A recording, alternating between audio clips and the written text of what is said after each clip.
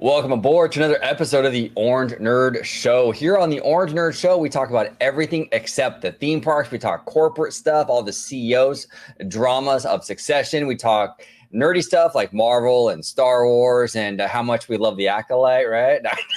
Starting off a little controversial. No, I'm just kidding around. But no, we talk about everything except the theme parks here on the Orange Nerd Show. And today we have some great topics for you up next on the Orange Nerd Show.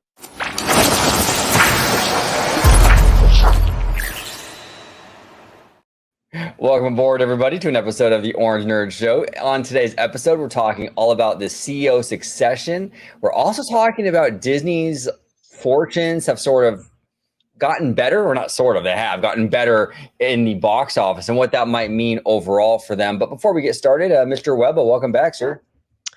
Hey, OG, what's going on? And it's my first video here with Mr. Matthew Muir down here. Spider-Man and Matthew, that's right, guys. Hell yeah. First time collabo. So, Mr. Webba, if you could let everybody know where they could find you on social media. Of course, you can find me on Instagram and Twitter or X, Mr. Webba at Webslinger760. And also here on OG55. 55. Down below, we got Matthew Muir all the way from the UK. Matthew, I do want to say, and I say this to you every single time, but we do know the time difference is kind of crazy. And so we appreciate you. I know some of these are pretty late for you, so we do appreciate you, Matthew. But if you could let everybody at home know where they can find you on social media, sir. You can find me on Instagram under the name Matthew Thomas Muir, all one word. And also, I'll link my X account below. There it is. All right, let's dive right in, guys, to the first topic at hand, which is the one, the only, Kevin Mayer. Okay, so Candle Media co-founder Kevin Mayer, former Disney executive, predicts that Disney CEO Bob Iger will make it known who his successor is soon. And he said here, quote, in the not so distant future, he's going to make it known who a successor is, so he has some time to spend with him or her at the helm. This is Kevin Mayer. Now, Kevin Mayer was a huge part of a lot of the acquisitions at the Walt Disney Company when Pixar, Marvel, Star Wars. A lot of that was Kevin Mayer. He left. He joined Candle Media with another former Disney executive, Tom Staggs, and he's been over there. But he is in a consultant role at the Walt Disney Company, I think for about a year now, helping the company with like linear TV and those kind of decisions. So he still is connected to some degree. He's saying, word on the street, that Iger's going to make his decision pretty soon. Matthew, I'll start with you. You haven't been on the show for a while. What do you make of this, sir? I actually think it sounds quite promising because Iger, let's face it, he's had his day at the company. Oh, that's interesting. Okay. He was the right CEO for the previous decade, but right now I think the company just needs fresh leadership. Yeah, I would agree with you on that, Matthew. I think there comes a point in time when you just have to kind of move on, right? Like I think Michael Eisner hit that wall towards the end of his tenure. It was kind of just not that Eisner was a bad guy or that he, it's just that you get to a point where you kind of burn out, you kind of lose that creative juice a little bit. I think Bob Iger's kind of getting there with this, and I think you're right. We need some fresh blood in there. But what do you think, Mr. Webba? Yeah, no, I agree. I mean, because it's like any job, right? Where you get to a point where you grow, and you get to a point where you kind of hit like a ceiling, and then like the culture, times change, right? Things evolve, and companies change and evolve, and you're gonna want a new, fresh set of eyes, a new mindset. Of course, someone that still kind of carries that that kind of company type of ideas or whatnot, right? But still. So they're able to push it into the future, right? And with Bob Iger, right, with him hitting his ceiling, that's perfectly okay. As long as he's able to pinpoint someone who can be like, yeah, this is a person who I know who can really push the company forward into the direction. I think that'll be good. I'm wondering do you guys think that they will make this or he'll make this announcement around the D23 time?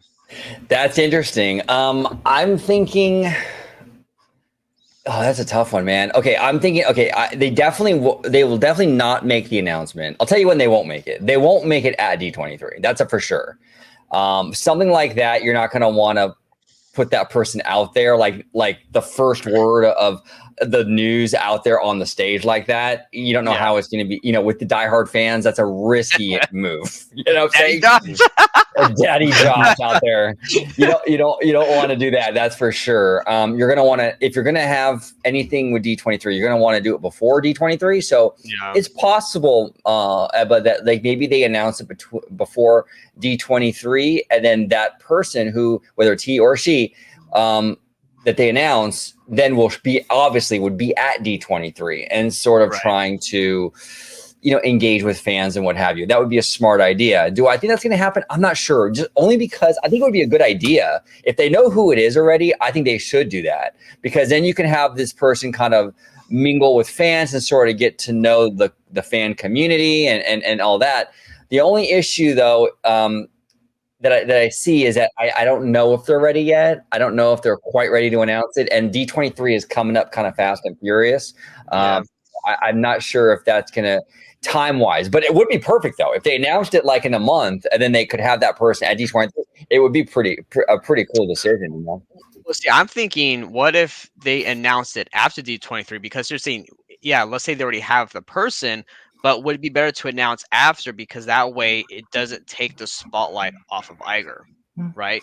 Because if Iger's trying to go out with a bang, and if they want to make this D23 a big, huge, moment in history, Iger's going to have that spotlight on him with, Daddy Josh, of course, but and then after that, because also remember too, they also have that D23 Brazil as well later this year. That's true. That's a great point, Eva. You're right, because remember, Bob Iger, he came back. This is his second shot at this. Yep. He left the first time a king. He came back. He's taken some shots. You know what I'm saying? He's got some armor damage. You know what I'm saying? He's been taking. Some of these hits have been landing. So he's gonna have to kind of repair that damage. He's gonna want to repair his legacy. And if you announce a successor, and then you have that successor on stage with you announcing all these amazing things, you kind of share the glory together then, right? It kind of takes away from Bob. That's a great point. What do you think about that, Matthew? I'm leaning more towards that, to be honest. I am leaning more towards the idea that they will leave it until after D23. Okay. Yeah, you think that'll be closer maybe to like the end of the year, Matthew? Or what timeline do you maybe see? sometime like September or October. Okay. And Matthew, who do you think? Because I know you follow this stuff very closely, so do we. But like, who do you think right now is still a top contender? I mean, last time we talked, you thought it was Dana Walden. Are you still there with that? Yeah, I am still there. But I do think they are keeping Kevin Mayer on notice, because if they weren't, then why would they ask him back even as a consultant? Well, I'm surprised they asked him back at all, because according to James O'Keefe, they don't hire white guys, right? That's the word on the street, right? Apparently, But you know what? I'm still gonna say this. I think Disney they should go a dual CEO route. Absolutely, I completely agree with you. Like, if it was up to me, or if up to us here on OG55, I think we would all agree. Like, you want that dual CEO route, where that model has kind of always worked with Disney. You had the Walton Roy dynamic, that push and pull kind of thing. Yep. You had Eisner and Wells worked really well, and especially now more than ever, as big as Disney has gotten, you're really going to want to have. It's kind of such a massive thing now. You kind of need two people. Speaking of Kevin Mayer, I mean, I would love to see if you had Kevin and like Dana Walden maybe, or something. Like, I think that would be a really solid duo. Now, look, I'm not a huge fan of Josh Giamaro. Now, I'm open-minded to Josh, though. If Josh performed at D23 and really delivers for us, and look, I'm not totally against the guy. If he proves himself, I'm down for it. But here's the thing: if like right now, I don't want Josh being the CEO and that's it. Like, I wouldn't feel comfortable with Josh being CEO with the changing landscape with the studio and the streaming and all that. I don't know if he's up to that task. But I will say this: let's just say Josh gets it. But let's just say they do that dual CEO thing like you were talking about, Eva, where it's like Daddy Josh and like a Kevin Mayer, or Daddy Josh and a Dana Walden. Okay, that's not so bad, because you have that studio experience sort of offset. what tomorrow might be lacking. You know. Well, So, exactly, and then you got studio and park, right? Because I know, like, especially with Chapek, right? You know, like OG, you were talking about, Hollywood isn't really big on like parks people that much, right? So right. if he was there, um, it would be better, like you said, having that offset with having a studio person also at the top. So now, like, it's a balance between the two. Yeah, exactly. That might be a good option. You know, we'll see. I hope he comes through with this. See, this is the thing too. Bob Iger can't afford to mess up this time. He's lucky enough, to be honest with you, that he was even able to come back a second time and fix the Chapek mess. Yeah. He's not going to have that luxury this time. He can't come back again. I mean, this is it. You know. Well, I also want to go a little bit, if you guys don't mind, going on like about the Disney board as a whole. You know, when do we foresee the entire board being changed eventually after Bob Iger's gone? I mean, that's a possibility. I mean, maybe there'll be some changes to the board, a shake up, you know.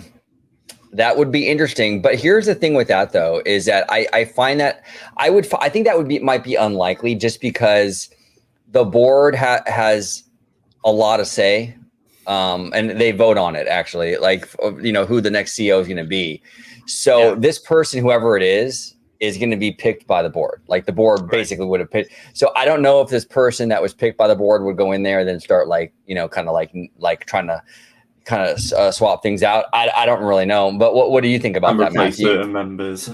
Yeah, you think that might be an option, or you think that they would more than likely stay pretty much more or less what it is now? Stay pretty much the way it is, but what they may do is reinstate the new CEO as chairman of the board, as long as they have a competent president to keep them in check.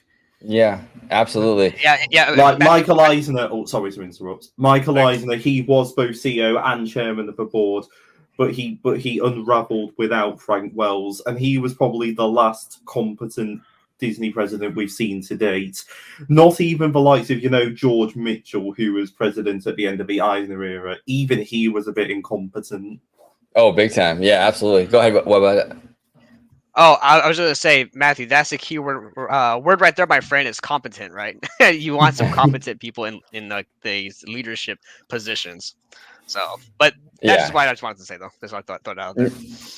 Absolutely. Now, let's pivot. Sorry, OJ. Go ahead. Sorry, OJ. Real quick. I just want to say, I'm also curious too, if whether it's a dual CEO or just one CEO, if they will be allowed to be also on the board, like how Bob Iger was before. Remember, he was CEO, but he was also a board member too, right? Yeah, he was. Yeah, that's kind of what Matthew was saying. Like, more like there's a chance that like this new CEO would be on the board. Absolutely, whoever they do pick.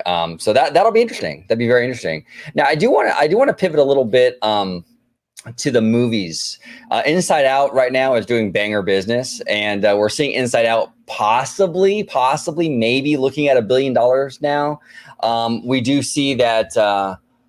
We do see that Deadpool and Wolverine is likely to do banger business. Will probably hit $1 billion worldwide as well. Yeah. Matthew, what do you think about this? I'll start with you, then I'll go to Webba. What do you think about this, Matthew, in terms of you know, has Disney started a rebound? You think is this the beginning of a rebound? I would say so personally. Okay. So I mean, because look, we have Inside Out, which is already proven to be a huge hit. We have Deadpool and Wolverine, but we don't even just have those two. We have Moana 2, which is like a juggernaut, and that comes out in November. So you know.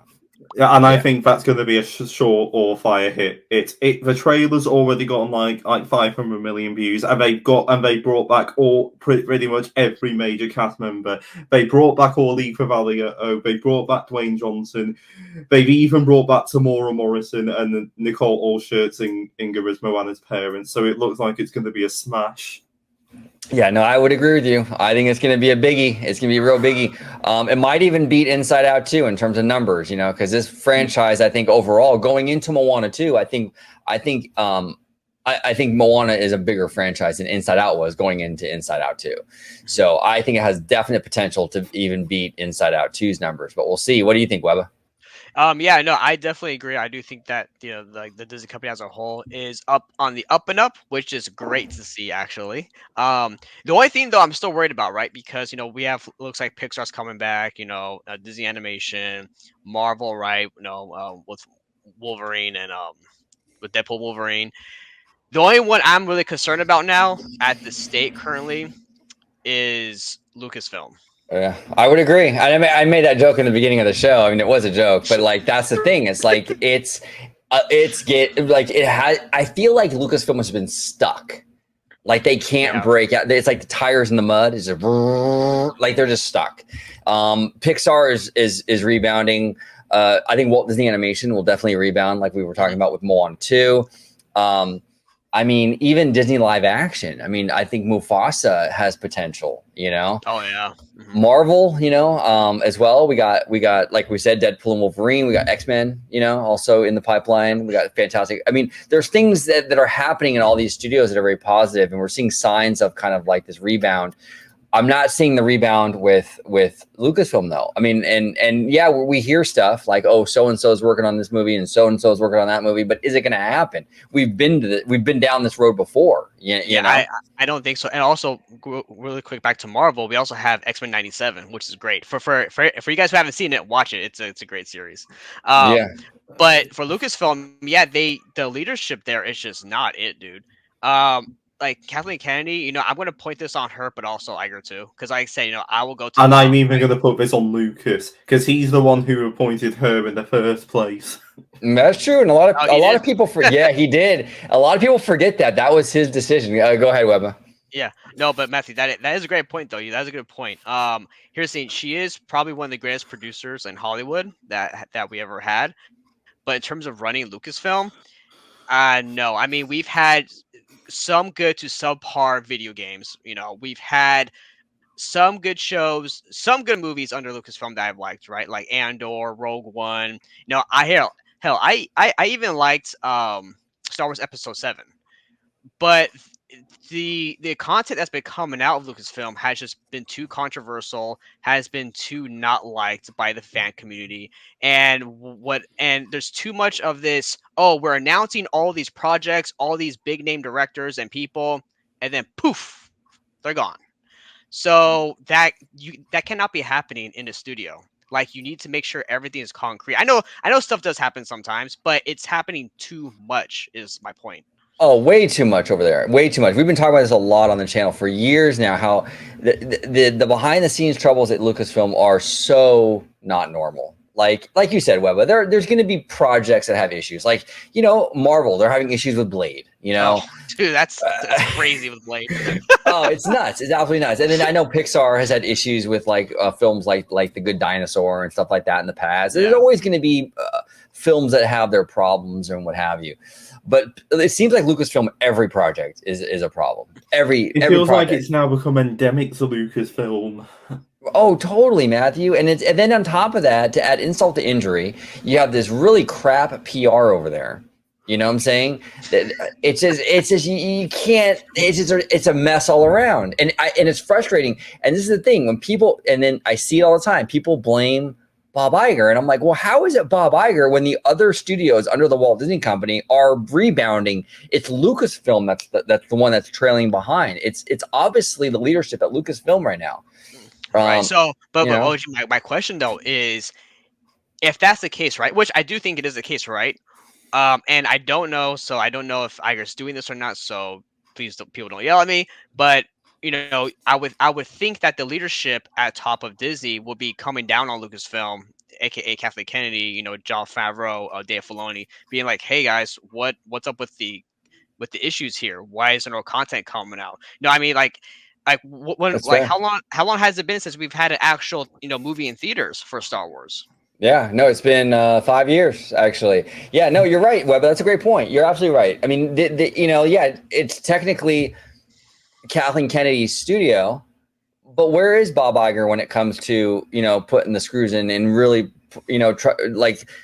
putting pressure on? You know what I'm saying? Why didn't Chapek do that? What is it about Kennedy that they feel like they can't do anything. Like, I don't understand what this is. I don't understand how she's kept her job. You know, I really don't. And then and on top of that, right? It's like, correct me if I'm wrong, guys, but at this point, to me, Lucasfilm is just a studio that's bleeding Disney money. Like, I don't know really how. I know their films have made billions of dollars when they come out, but they could be making a lot more money than they are currently.